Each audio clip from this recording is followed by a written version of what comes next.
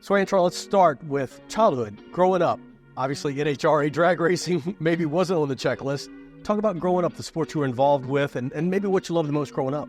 Well, our whole family was competitive. We did everything. If it was pitching quarters against the wall, we was pitching quarters. And but our family was drag racing. Like my dad and uncle, they drag raced before I was even born.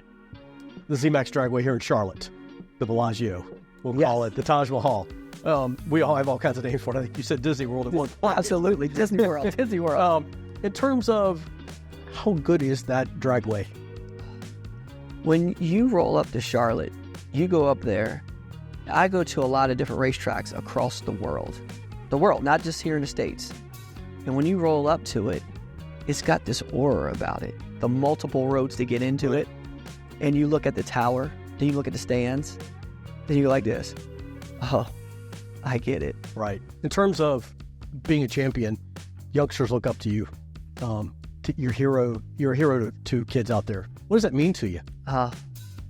It's one of those deals that you just give back.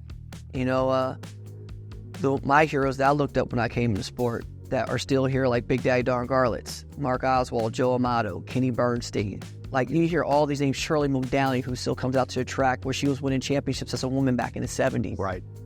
She's the one that put the women on the map in motorsports. How cool is it? I mean, when you think about sports and minorities, this sport has kind of opened the door for that. Yeah, like drag racing has been very diverse since day one because there's little drag strips everywhere. Right, Mooresville.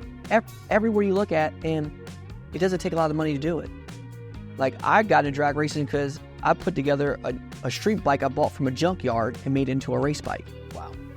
Antron Brown, thanks for your time, man. Anytime. Best of luck here in Charlotte. Thank you. Appreciate it. Yep. Thank you. Very cool.